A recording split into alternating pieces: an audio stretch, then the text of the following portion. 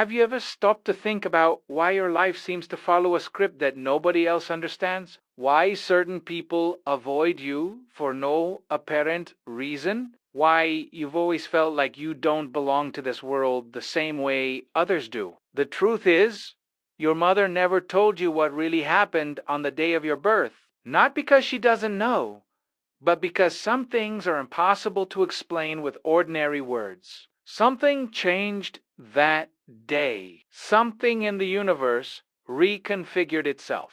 And you carry this in every cell of your body, even without realizing it. Carl Jung spent his entire life studying people like you, those born with a different frequency, marked by what he called the process of individuation from the very first breath. There's a reason why you attract strange looks, why people react to you intensely, whether with inexplicable admiration or irrational rejection. You're not crazy. You're not imagining things. You are simply born carrying an archetypal energy that most people only encounter in dreams. And today, you're going to discover exactly what this means and why your existence disturbs the collective unconscious around you so deeply. Your birth wasn't just another entry in a hospital register. Something happened in that delivery room that your mother felt but couldn't name. Maybe the lights flickered at the exact moment you took your first breath. Maybe an unusual silence fell over everything, as if the world itself held its breath. Perhaps the nurses exchanged glances they couldn't explain. Or your mother felt a strange electricity in the air that made her skin tingle. These aren't coincidences or fairy tales. They're markers of something Jung understood deeply through his concept of synchronicity, meaningful coincidences that reveal a deeper order beneath the surface of reality. When certain souls enter this world, they don't just arrive, they announce themselves, not with trumpets or fanfare, but with subtle disturbances in the fabric of ordinary existence. Your mother might have noticed how animals behaved differently around you from the start, how you didn't cry like other babies, or how you seemed to look through people rather than at them. These early signs pointed to what Jung described as a stronger connection to the collective unconscious, that vast ocean of shared human experience and archetypal patterns that most people only touch in fleeting moments. The energy present at your birth carried a frequency that marked you permanently. Think of it like a tuning fork that was struck at the precise moment you entered this reality. That vibration never stopped. It continues to resonate through your entire existence, affecting how you perceive the world and how the world perceives you. Jung spent years documenting cases where individuals seemed to carry what he termed a numinous quality, a sense of the sacred or extraordinary that others could feel but not define. You were born with this quality already activated. Most people enter the world as blank slates, ready to be shaped entirely by their environment and upbringing. But you arrived different. You came in already carrying something, a mission, a purpose, an energetic signature that set you apart immediately. Your mother sensed it, even if she lacked the vocabulary to express it. She might have felt both blessed and terrified, honored and overwhelmed, because on some deep, instinctual level, she knew you weren't entirely hers to shape. You belonged to something larger, something she could only glimpse but never fully grasp. Jung believed that certain individuals are born with a more direct line to what he called the self, that central organizing principle of the psyche that guides us toward wholeness and meaning. While most people spend their entire lives searching for this connection, you were born with it, partially activated. This isn't arrogance or delusion. It's a verifiable difference in how your consciousness interacts with reality. Your dreams were probably vivid from an early age. You likely sensed things before they happened, felt the emotions of rooms before entering them, knew things about people without being told. The moment of your birth created ripples that extended far beyond that hospital room. These ripples touch the lives of everyone who would eventually cross your path.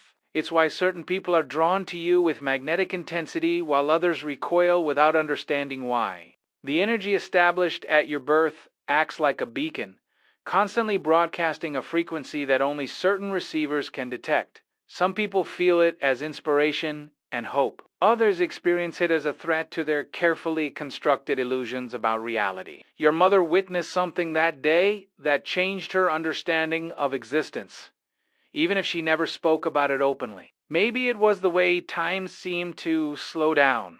Maybe it was a sense of presence in the room that couldn't be explained by the medical staff or family members present. Perhaps she felt ancient eyes watching through her newborn baby, or experienced a moment of knowing that extended beyond her individual consciousness. These experiences aligned with what Jung described as encounters with the archetypal realm, moments when the eternal breaks through into the temporal world. This wasn't supernatural or magical in the fantasy sense. It was hypernatural reality operating at a frequency most people never perceive. Your birth activated something in the field of consciousness around you, and that activation persists. It's why you've always felt like an outsider, even in familiar settings. It's why you question everything while others accept surface explanations. It's why your presence alone can shift the energy of an entire room without you saying a single word. The day the sky paused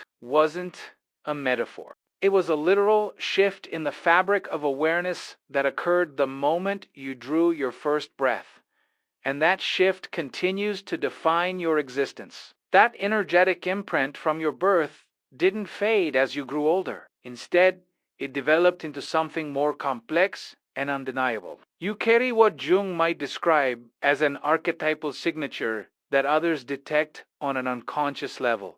It's not something you can see in a mirror or measure with instruments, yet it's more real than most tangible things in your life. This mark operates below the threshold of conscious awareness, triggering reactions in people before their thinking minds can even process what they're responding to. Watch what happens when you walk into a room full of strangers. Notice how conversations pause for a split second, how heads turn almost imperceptibly, how the atmosphere shifts in ways that can't be explained by simple social dynamics. You're not imagining. People are responding to something they sense but cannot name. Their unconscious minds are picking up on your frequency and trying to categorize you, trying to fit you into familiar boxers. When they can't, it creates cognitive dissonance that manifests as fascination, fear, or hostility. Jung's work on the shadow helps explain why your presence disturbs so many people. You inadvertently reflect back to them the parts of themselves they've buried and denied. Your authenticity highlights their masks. Your questions expose their unexamined assumptions. Your mere existence challenges the comfortable lies they've told themselves about who they are and how reality works. This isn't something you do intentionally. It's an automatic effect of the mark you carry. Like how a mirror doesn't choose to reflect, it simply does. Children and animals respond to you differently than they do to others. They haven't learned to suppress their instinctual awareness yet, so they perceive your energetic signature clearly. A child might stare at you with unusual intensity or approach you with immediate trust. Dogs might behave protectively around you or show submission without the usual establishing of dominance. These creatures are responding to something authentic in you that most adults have learned to hide in themselves. They recognize what Jung called the individuated quality, someone who hasn't completely succumbed to the collective programming. The mark you carry also acts as a sorting mechanism in your relationships. It naturally attracts certain people while repelling others. Those who are ready for growth, who hunger for authenticity, who sense there's more to existence than the surface narrative. These people gravitate toward you like moths to flame. Meanwhile, those invested in maintaining their illusions, who prefer comfortable lies to difficult truths, who have built their entire identity on conformity, they instinctively avoid you or attack you. Neither group can fully explain their reaction. They just feel it. This invisible signature affects every interaction you have, from job interviews to romantic encounters. Employers might reject you despite perfect qualifications because something about you unsettles them. Potential partners might feel simultaneously drawn to and terrified of you. Friends might oscillate between seeking your presence and needing distance from you. None of this reflects your actual behavior or choices. It's all response to the mark you were born carrying, that distinctive frequency that announces you as different before you even open your mouth. Jung understood that certain individuals serve as lightning rods for collective unconscious material. They become screens onto which others project their deepest fears, highest hopes, and most profound confusions. You didn't volunteer for this role. It was assigned to you at birth through that invisible mark. People meet you and suddenly confront questions about their own existence they've been avoiding for years. They feel their own potential staring back at them, and it's both exhilarating and terrifying. Most choose to retreat back into comfortable numbness, but they never quite forget the encounter. The paradox of this mark is that it makes you simultaneously visible and invisible. You stand out in crowds, yet often feel unseen for who you truly are. People notice you, but rarely understand you. They sense your difference, but misinterpret what it means. This creates a peculiar kind of loneliness surrounded by people who react strongly to you while feeling fundamentally unknown by almost everyone. Jung recognized this as part of the burden carried by those who walk the path of individuation. The mark that sets you apart also isolates you, creating the very conditions necessary for deep self-discovery and eventual wholeness. If you feel ready to explore your inner world on a deeper level, to reconnect with the parts of yourself you've ignored or forgotten, take a look at the Sim Method ebook. It's a short, practical guide designed to help you balance your shadow and your light in just a few minutes a day. You'll find the link in the first pinned comment below. Your mother knew something was different about you from the very beginning, but she never found the words to explain it. This silence wasn't born from ignorance or neglect. It came from a much deeper place, the impossibility of translating a profound inner knowing into language that wouldn't sound absurd to the ordinary world. How could she tell you that the moment you were born, she felt the presence of something ancient looking through your eyes? How could she explain that holding you felt different from holding other babies? As if she was cradling a consciousness that had already lived 1,000 lifetimes. She probably tried to convince herself it was just hormones or exhaustion from labor. She'll likely push down those strange sensations and unusual perceptions, telling herself she was being ridiculous or overly emotional. But the knowing never left her. Every time she looked at you, especially in those early months, she felt it again, that uncanny sense that you weren't entirely of this world in the way other children were. Jung's research into the mother-child bond revealed how mothers often perceive truths about their children that transcend rational explanation, accessing information through what he understood as the collective unconscious connection between parent and child. The silence also came from fear. Not fear of you, but fear of what naming the truth might mean. If she acknowledged out loud what she sensed, she would have to confront the reality that your life would be harder than she wanted for you. She would have to accept that you were destined for a path she couldn't protect you from, filled with challenges she couldn't prevent. What mother wants to admit that her child is marked for a difficult journey? So she stayed quiet, hoping that perhaps if she didn't speak it into existence, you might somehow have a normal life after all. There were probably moments when she almost told you, times when you came home from school confused about why other kids treated you strangely, or when you asked her why you felt so different from everyone else. She would open her mouth to explain, and then the words would die on her tongue. Because how do you tell a child that they carry a burden most people never see but everyone unconsciously feels? How do you explain that their difference isn't a flaw but a calling, without making them feel even more isolated than they already do? Your mother also stayed silent because she herself didn't fully understand what she was witnessing. She had no framework for interpreting the signs, no language for the experiences she observed in you. The dreams you described that seemed too complex for a child's imagination. The way you sometimes spoke about things you couldn't possibly know. The instances when you predicted events before they happened or sensed the emotional states of family members from different rooms. She noticed all of it, but she had nowhere to take these observations. Society offers no support group for mothers whose children seem to exist partially in another dimension of awareness. Jung documented how families often unconsciously suppress the uniqueness of members who threaten to disrupt the collective family narrative. Your difference challenged the comfortable story your mother wanted to tell about having a normal, happy family. Acknowledging your true nature would have required her to step outside the boundaries of conventional thinking, to risk being seen as strange herself by association. The social pressure to present normalcy can be overwhelming, especially for mothers who are already judged harshly for every perceived deviation in their parenting.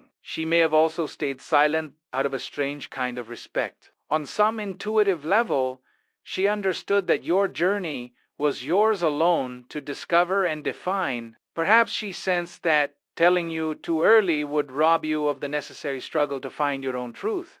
Jung emphasized the importance of the individual journey towards, noting that wisdom handed down rarely carries the same transformative power as wisdom earned through personal experience. Your mother's silence might have been an unconscious gift, forcing you to seek answers independently rather than accepting a prepackaged explanation. There were likely people she wanted to talk to about you, doctors, teachers, counselors.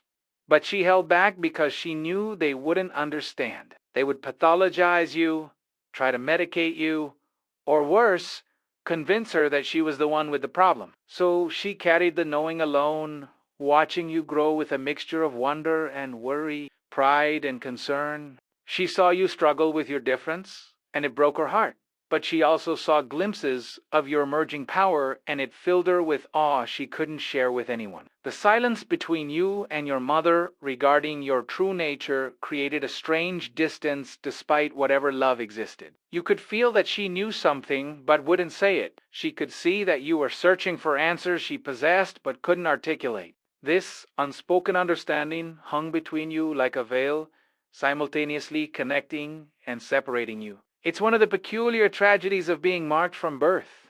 Even your closest relationships are shaped by what cannot be said, by truths too large and strange for ordinary conversation. Living with heightened awareness sounds beautiful in theory, but the daily reality often feels more like punishment than privilege. You see through people's masks and pretenses, which means you witness their pain, dishonesty, and fear constantly. You can't enjoy superficial conversations because you perceive the undercurrents of unspoken tension and hidden agendas. Social gatherings that others find relaxing leave you exhausted from processing the complex emotional and energetic dynamics that everyone else remains blissfully unaware of. This is the gift you were born with, and most days it feels like carrying a weight no one else can see. Jung's concept of the wounded healer applies directly to your experience. The very sensitivity that allows you to understand others deeply also makes you vulnerable to their unconscious projections and energetic chaos. You absorb the emotional states of people around you without trying, like a sponge that can't choose what it soaks up. Walking through a crowded mall can feel like being bombarded by hundreds of radio stations playing simultaneously. You pick up on the anxiety, depression, rage, and desperation that others broadcast unconsciously, and your system processes all of it, whether you want to or not. The curse aspect intensifies because most people don't want the truth you naturally perceive. They prefer comfortable illusions to difficult realities. When you gently point out inconsistencies or offer insights that could genuinely help someone, you're often met with defensiveness or hostility. People would rather maintain their familiar suffering than embrace the unfamiliar work of transformation. So your gift becomes a source of rejection and misunderstanding. You offer water to people dying of thirst, and they accuse you of trying to drown them. Your ability to sense what's coming before it arrives sounds like prophecy,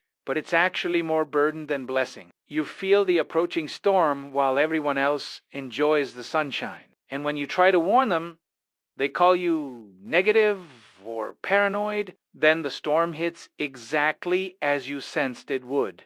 But instead of acknowledgement, you get blamed for somehow causing it through your prediction. This creates a impossible situation where you're damned if you speak your knowing and damned if you stay silent while watching preventable disasters unfold. The gift also isolates you romantically and socially. Potential partners are initially attracted to your depth and insight, but then become uncomfortable when they realize you can see through their carefully constructed personas. Friends seek your counsel during crises, but distance themselves once they're stable again, as if your presence reminds them of their own vulnerability. You become the person everyone wants access to, but no one wants to actually know. They want your gifts without accepting the fullness of who you are, treating you like a vending machine for wisdom rather than a complete human being. Sleep offers no escape because your dreams are vivid and often prophetic or deeply symbolic. While others rest peacefully, you're processing archetypal material, receiving downloads of information, or working through collective unconscious content. You wake up more tired than when you went to bed, having spent the night doing psychological and spiritual labor that no one recognizes or compensates. Jung understood that individuals with stronger connections to the unconscious realm often experience sleep as work rather than rest, their dream life as demanding as their waking life. The curse deepens when you realize that speaking your truth often requires you to sound arrogant or delusional by conventional standards. How do you explain that you simply know things without being able to cite sources or provide logical explanations? How do you describe seeing patterns and connections that aren't visible to others without sounding grandiose? The gift of direct knowing comes with the curse of being unable to prove or defend your perceptions using the methods society deems acceptable. You're left choosing between authentic self expression and social acceptability, and neither option feels good. Physical symptoms often accompany the energetic sensitivity, unexplained pains that move through your body, chronic fatigue that doctors can't diagnose, digestive issues that flare up around certain people or in specific environments. Your nervous system operates at a higher frequency than most, which means it gets overloaded more is what others can tolerate without issue.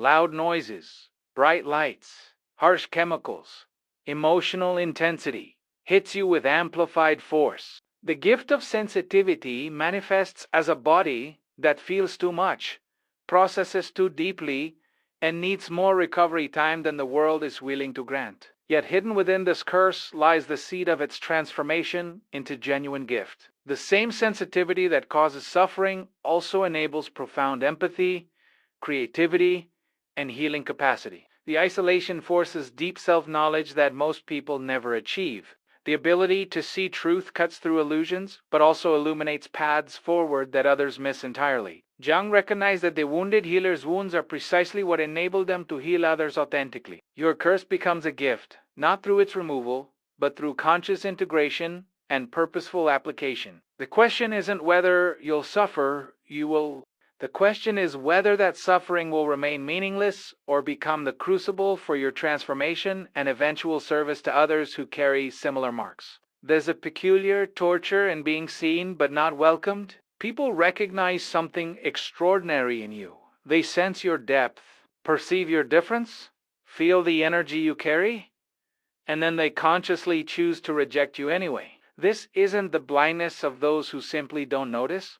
This is active resistance from people who know exactly what they're turning away from. They see the light you carry and decide they prefer darkness. They recognize the truth you embody and choose comfortable lies instead. This recognition without acceptance creates a unique kind of pain that cuts deeper than simple invisibility ever could. The world has a strange relationship with individuals who carry what you carry. Society simultaneously craves and fears authenticity. It hungers for truth while punishing those who speak it. Cultural narratives celebrate uniqueness in abstract terms while crushing it in concrete reality. You've probably noticed this contradiction your entire life, People praising individuality in movies and songs while attacking anyone who actually lives it. They want the inspiration of your existence without the discomfort of your presence. They want to consume your gifts while keeping you at arm's length. Jung observed that groups naturally resist individuals who threaten collective unconsciousness. Your mere existence challenges the shared illusions that hold communities together. Most social structures depend on unspoken agreements to ignore certain truths, to pretend things are simpler than they are, to maintain comfortable fictions about human nature and reality. You can't participate in these agreements because your awareness won't allow it.